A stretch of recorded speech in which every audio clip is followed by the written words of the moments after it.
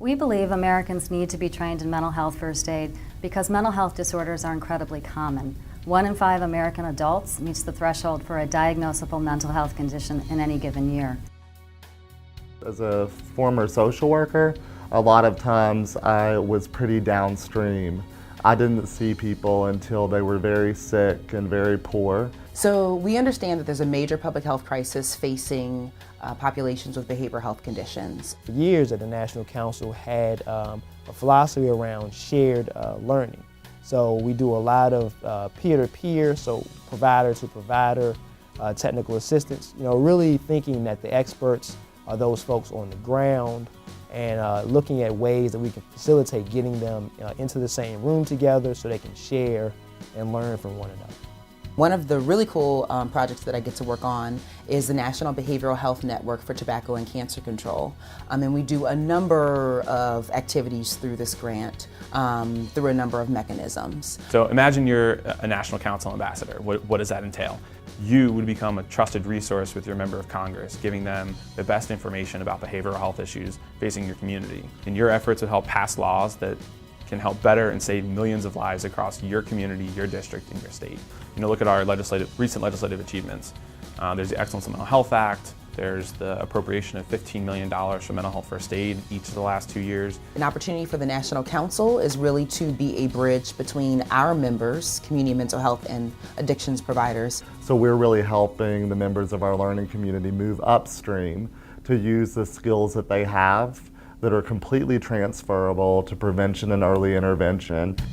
The members of the National Council, such as Pathways to Housing DC, really benefit from the tools and resources that we provide to help them in their missions, and in this case, to end homelessness. Speaking with Chrissy Respres, Executive Director of Pathways to Housing DC, we learned about the Housing First model. If you're on the street and living homeless, you spend your day surviving. You spend your time moving from one place to the next. Where do I eat? Where do I sleep? Where am I safe where someone won't rob me or hurt me? We meet a person on the street and we offer them an apartment. We also offer them very intensive wraparound support services, but we give those services in the order that they want them. But it's the housing that most people ask for first when they're on the street. So that's what we do. We listen to the people we serve and we give them the choices.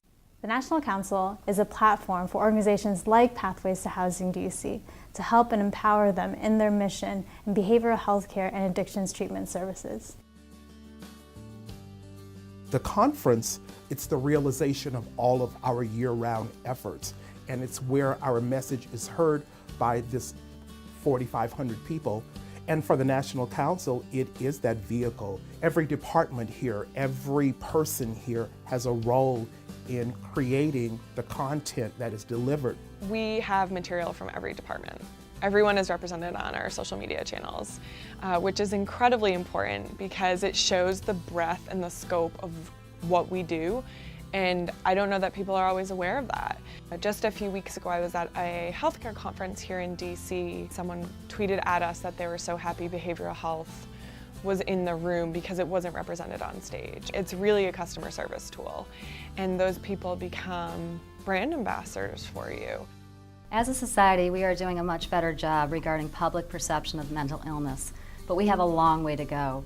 We are basically in the place where cancer was 25 years ago, or HIV, which means that there's now a conversation about mental health and mental health disorders, but we really need to move the dialogue. We need to let people know this is a conversation that people need to have and give people the tools they need to successfully help others in distress.